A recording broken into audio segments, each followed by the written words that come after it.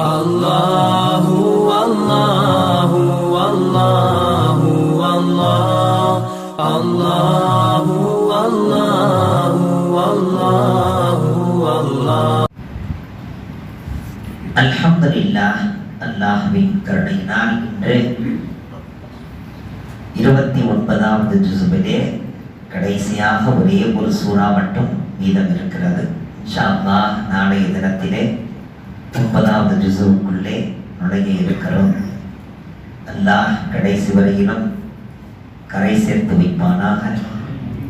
என்று ஓதப்பட்ட அந்த 3 ஜுஸுவிலே மஆரிஜ் என்ற ஒரு சூரா இருக்கிறது. அந்த சூறாவிலே மனிதனை அல்லாஹ் எப்படி படைத்தேன் என்று அவனே சொல்கிறான். ஏனென்றால் படைத்தவன் சொன்னால் அது மிக சரியாகத்தானே இருக்கும். அதிலே எந்த மாற்று கருத்தும் இருக்க வாய்ப்பில்லை. அவன் சொல்கிறான், இன்னல் இன்சான ஹுலிக ஹலூஆ, நிச்சயமாக மனிதன் பதட்டக்காரனாகவே படைக்கப்பட்டிருக்கிறான். எந்த நேரமும் பதறிக் கொண்டேதான் இருப்பான். ஆணாக இருந்தாலும் சரி, பெண்ணாக இருந்தாலும் சரி, சம்பந்தமே இல்லாத விஷயத்துக்கெல்லாம் பதறுவான். அவன் பதறுகின்ற பதற்றத்தை பார்த்தால் பாவமாக இருக்கும், பரிதாபமாக இருக்கும். ஆனால் அவன் பரிதாபத்துக்குரியவனா? அதற்கடுத்து அல்லாஹ் சொல்கிறான், இன்னல் இன்சான ஹுலிக ஹலூஆ இதா மஸ்ஸஹு ஷர்ரு ஜஸூஆ வ இதா மஸ்ஸஹுல் கைரு மனூஆ. ஏதாவது தீங்கு என்று அவனுக்கு நிகழ்ந்து விட்டால் துடிதுடித்து போகிறான். உலகத்திலே எவருக்குமே இந்த கஷ்டம் வராதது போல தனக்கு மட்டுமே அந்த கஷ்டம் வந்ததை போல நினைப்பான். ஒரு மனிதனுக்கு வயிறு உப்பி விட்டது, காற்று உள்ளே கேஸ் வெளியாகவில்லை, அவனிடத்தில் கேட்டு பாருங்களேன் அவன் என்ன சொல்லுவான் என்று பீர் துல்ஃபிகார் சாஹிப் தாமத் பரகாத்துஹும் இந்த உதாரணத்தை சொல்கிறார்கள். வயிறு உப்பி விட்டது, வேறொன்றுமில்லை, உள்ளே கியாஸ் இருக்கிறது, அது வெளியேறினால் அமைதியாக விடுவான். ஆனால் அவன் சொல்லுவான், உலகத்திலே எனக்கு இருக்கிற கஷ்டம் வேறு யாருக்குமே இல்லை என்பான். ஒவ்வொரு மனிதனும் அவனுக்கு ஏதேனும் ஒரு சங்கடம், தங்கடம், நோய் நொடி என்று வந்துவிட்டால் அவன் பதறி போய் விடுகிறான். ஆனால் வைதா மஸ்ஸஹுல் கைரு, ஏதேனும் அவனுக்கு கிடைத்து விட்டால், ஏதேனும் லாபங்கள் கிடைத்து விட்டால், ஏதேனும் உலகத்தினுடைய இன்பங்கள் கிடைத்து விட்டால், மனூஆ, இந்த இன்பம் வேறு யாருக்கு கிடைச்சிடக்கூடாது. தனக்கு கிடைச்ச இந்த நியமத்து வேறு யாருக்கு கிடைச்சிடக்கூடாது. அதுல ரொம்ப கவனமாக இருப்பான். யாராவது இது எப்படி உங்களுக்கு கிடைச்சிச்சு, அது ஒரு சீக்ரெட் அடுத்து, அது என்னங்க சீக்ரெட் சொல்லி, அதுதான் சொல்றேன், சீக்ரெட் தானே சொல்றேன், அது சொல்றதா தான் சொல்லிடுவேனே, சீக்ரெட்டுங்க. ஒரு மனிதன் தனக்கு கிடைக்கின்ற நலவுகளை தானே தக்க வைக்க வேண்டும் என்று நினைக்கிறான். வேறு எவருக்குமே அது போய் சேர்ந்து விடக்கூடாது என்பதிலே மிக கவனமாக இருக்கிறான். ஆனால் கஷ்டம் என்று வந்துவிட்டால் உலகமே ஒன்று கூடி அவனது கஷ்டத்தை நீக்க வேண்டும் என்று ஆசிக்கிறான். இது என்ன நியாயம் என்றெல்லாம் கேட்கிறான். ஆனால் இந்த தன்மையை வைத்து தான் மனிதன் படைக்கப்பட்டிருக்கிறான். அவன் எந்த நேரமும் பதட்டமாகத்தான் இருப்பான், சுக்கூனாகவே இருக்க மாட்டான். அவன் எங்கே சுக்கூனாக இருப்பான்? அவனை கபரிலே வைத்த பிறகுதான் சுக்கூனாக இருப்பான். ஆனால் அங்கேயும் அவன் சுக்கூனாக இருக்க முடியாது. காரணம், உலகத்திலே அவன் நற்காரியங்கள் செய்திருந்தால் அங்கே சுக்கூனாக இருக்கலாம். உலகத்திலே எவருக்கும் பிரயோஜனமாக வாழாத போது அங்கே அவனுக்கு எப்படி சுக்கூன் கிடைக்கும்? ஆனால் எல்லாம் சொல்கிறான், இந்த தன்மை கொண்டவன் தான் மனிதன்.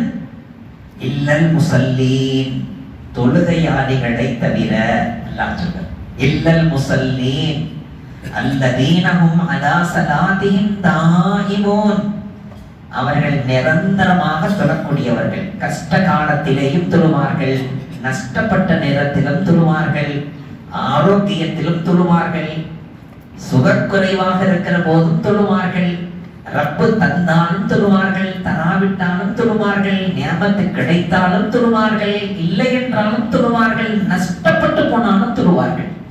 அவர்கள் எந்த நேரமும் தாயமாக தொழுது கொண்டே இருப்பார்கள். அவர்களுக்கு ரப்பு தருகின்ற நியமத்துகளிலே ஒரு பங்கை ஏழைகளுக்கு என ஒதுக்கி விடுவார்கள். அந்த ஏழைகளிலே இரண்டு பிரிவினர்கள் அல்லாஹ் சொல்கிறான், ஹக்குல் லிஸாஇலி வல் மஹ்ரூம்.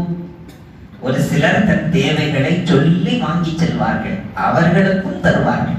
இன்னும் சிலரோ தன் தேவைகளை சொல்லவே மாட்டார்கள். அவர்கள் வெட்கத்தின் பொருட்டால் அவர்கள் அமைதியாக இருப்பார்கள்.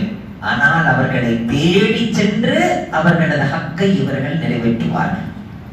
அப்படிப்பட்ட நல்ல மனிதர்கள் அல்லாஹ்வுடைய தண்டனையை எந்த நேரமும் பயந்த நிலையில் இருப்பார்கள். ரப்பு தந்திருக்கிறான், எந்த நேரத்தில் இதை எடுப்பான் என்று தெரியவில்லை.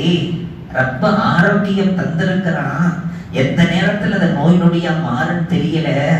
அல்லாஹ் நமக்கு லாபத்தை தந்திருக்கிறான், அது எந்த நேரம் நஷ்டமா போகும் தெரியல. அல்லாஹ் நமக்கு கண்ணியத்தை தந்திருக்கிறான், அது எந்த நேரம் கேவலமா மாறும் தெரியல. எந்த நேரமும் அல்லாஹ்வின் தண்டனையை பயந்தவனாக இருப்பான். அல்லதீன யுஸத்திகூன பியௌமித்தீன் வல்லதீன ஹும் மின் அஸாபி ரப்பிஹிம் முஷ்ஃபிகூன் இன்ன அஸாப ரப்பிஹிம் கைரு மம்னூன். பிறகு அல்லாஹ்வே சொல்றான், என் தண்டனை நீங்க அச்சமற்று இருக்கிற நிலையில இல்ல, என் தண்டனை அப்படிப்பட்டதுதான். திடீர்னு வரும், என் தண்டனை திடீர்னு பிடிக்கும், என் தண்டனை உங்களை திடீரென கவ்வும். ரொம்ப கவனமாயிருக்க, அல்லாஹ் நம்மளை பார்த்து.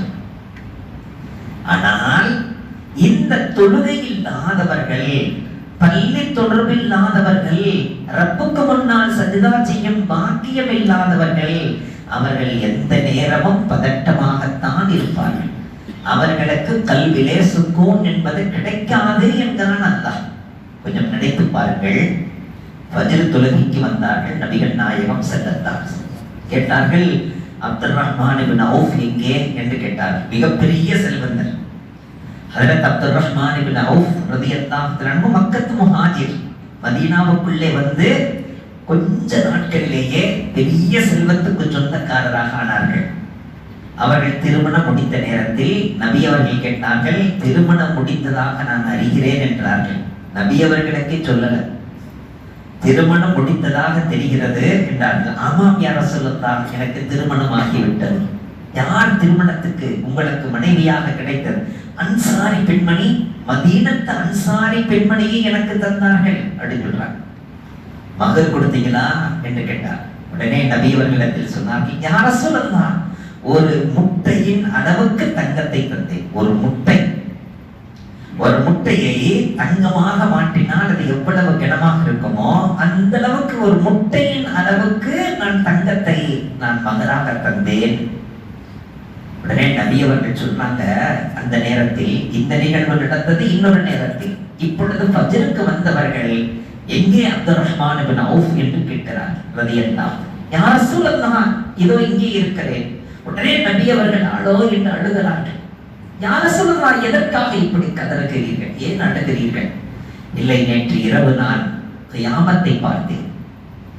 நேற்று இரவு நான் கியாமத்தை பார்த்தேன். எல்லோரும் சுவனம் சென்று விட்டார்கள், நீங்கள் கணக்கு கொடுத்துக் கொண்டிருக்கிறீர்கள். ஏனென்றால் உங்களுக்கு அல்லாஹ் நிறைய செல்வம் தந்துட்டானே, அதனால கணக்கு கொடுக்கறதுல நீங்க கொஞ்சம் கஷ்டப்பட்டுட்டு இருந்தீங்க. நீங்க கணக்க முடிச்சுக்கிட்டு வரட்டும்ன்றதுக்காக நானும் உள்ள போகாம காத்திருந்தேன். உங்களை எப்படியாவது உள்ள கூட்டிட்டு போயிடலாம் சொல்லி. அந்த அளவுக்கு அல்லாஹ் நிறைய கொடுத்திருக்கிறதுனால கணக்கும் நிறைய இருக்கும் அல்லவா அப்படின்னு சொன்னே இதை கேட்டுட்டு தனக்கு கணக்கு இருக்கிறது அங்கே, அந்த கணக்கு கொஞ்சம் கஷ்டமாக இருக்கும் அப்படின்றத நபி அவர்கள் தெரிவிக்கிறாங்கன்னு திருச்சொன்னிய கதறி அழுகிறார். அழுதுவிட்டு வேகமாக சென்றவர் 100 ஒட்டகங்களை ஓட்டி கொண்டு வந்தார். எத்தனை ஒட்டகங்கள்? 100 ஒட்டகங்களை ஓட்டி கொண்டு வந்து, யா ரசூலல்லாஹ், இது எல்லாமே மார்க்கத்துக்காக, நீங்கள் யாருக்கு வேண்டுமானாலும் நீங்கள் கொடுக்கலாம், நீங்கள் மார்க்கத்துக்காக இதை நீங்கள் பயன்படுத்தலாம் யா ரசூல். உடனே நபிகள் சொன்னார்கள், அல்லாஹ் உமக்கு நாளை கியாம நாளையிலே கணக்கை லேசாக்குவானார். அப்படி என்றால் நாம் இந்த உலக வாழ்க்கையிலே ஒன்றுமில்லாமல் வந்தோம், அல்லாஹ் நமக்கு தந்து கொண்டிருக்கிறான். அந்த தந்து கொண்டிருப்பதிலிருந்து நாம் பிறருக்கும் பிரயோஜனமாக, ஏழைவாணிகளுக்கு, சொந்த பந்தங்களுக்கு, இரத்த உறவுகளுக்கு, அண்ணன் தம்பிகளுக்கு, அக்கான் தங்கைகளுக்கு, இப்படியெல்லாம் நாம் கொடுத்து மகிழ்கின்ற நேரத்திலே அல்லாஹ் மகிழ்ந்து இதற்கு பகரமாக எப்படி இந்த உலகத்திலே பல ட்ரஸ்டுகள் வச்சு நல்ல காரியங்களுக்கு பணம் பயன்பட்டா அரசாங்கம் சொல்லுது நீங்க நிறைய நற்காரியங்கள்ல பயன்படுத்தி இருக்கீங்க, அதனால உங்களுக்கு கொஞ்சம் வரிய நான் குறைக்கிறேன்னு அரசாங்கம் சொல்லுது. அப்ப இந்த அரசாங்கம் வரிய குறைக்குது. நற்காரியங்களுக்கான செலவு செய்தால் நிறைய நல்ல நல்ல கிளப்புகள் இருக்கிறது, அவைகள் எல்லாம் நாட்டுக்காக பணம் செலவு பண்ணுகிறார்கள், ஏழைவாளிகளின் கண்களுக்காக பணம் செலவு செய்கிறார்கள், கைகால்கள் முடமாகி போனவர்களுக்காக உதவி செய்கிறார்கள். அப்படிப்பட்டவர்களுக்கு இவர் பணம் தருகிறார். இப்படி பணம் தந்தேன் என்பதை அரசாங்கத்துக்கு தெரியப்படுத்துகிறார். ஒரு மிகப்பெரிய பேரழிவு ஏற்பட்டது, அதற்காக அரசாங்கத்துக்கு தருகிறார் பணம். இவர்கள் எல்லாம் அங்கே லிஸ்டிலே வருகிற போது அரசாங்கம் சொல்லுகிறது இவர்கள் விஷயத்திலே கொஞ்சம் கணக்கை லேசாக்குங்கள் என்கிறது இந்த அரசு, உலக அரசு. அப்படி என்றால் அல்லாஹ் சொல்கிறான் என்னை மகிழ்ச்சி படுத்தி தான் வாழ்ந்திருக்கிறார், எனவே என்னிடத்தில் வரும்போது அவரை கஷ்டப்படுத்தாதீர்கள், அவருக்கு லேசாக கணக்கை வாங்கி அவரை உடனுக்குடன் அனுப்புங்கள். ஹஜ்ரத் அப்துல் ரஹ்மான் இப்னு அவுஃப் ரலியல்லாஹு அன்ஹு சொன்னாங்க, நாளை கியாம நாளையில எனக்கு நிறைய கணக்கு இருக்குதுன்னு நபியவர்கள் சொன்னாங்களே, அதை நினைச்சோ பயந்தோ நாளுகளை நான் கணக்கு முடிக்கிற வரைக்கும் நபியவர்களை காக்க வச்சுட்டுனே, அதை நினைச்சுதான் அழுகிறேன். எனக்கு எதுக்காக இவ்வளவு செல்வத்தை தந்தாரப்போ இந்த செல்வத்தினால என் பெருமானார் காத்திருக்க வேண்டிய நிலை வந்து விட்டதே ரப்பே, அதற்காகத்தான் நான் அழுதேன். இப்படி எண்ணங்கள் யாருக்காவது வந்ததுன்னா அப்படி என்றால் நபிகள் நாயகம் ஸல்லல்லாஹு அலைஹி வஸல்லம் அவர்கள் ஒவ்வொரு முஃமினான மனிதனின் கணக்கு முடிகின்ற வரையிலும் நபி அவர்கள் காத்திருந்து அழைத்து செல்வார்கள். அந்த நபியை, அந்த காருண்ய நபியை, அந்த காத்தமன் நபியை கஷ்டப்படுத்தாத அளவுக்கு நாம் இந்த உலகத்திலே இலகுவாகி விட வேண்டும், லேசாகி விட வேண்டும், கணக்கினுடைய சுமை இல்லாமல் போய் சேர வேண்டும். அல்லாஹ் அந்த அருள் பாக்கியத்தை நம் அனைவருக்கும்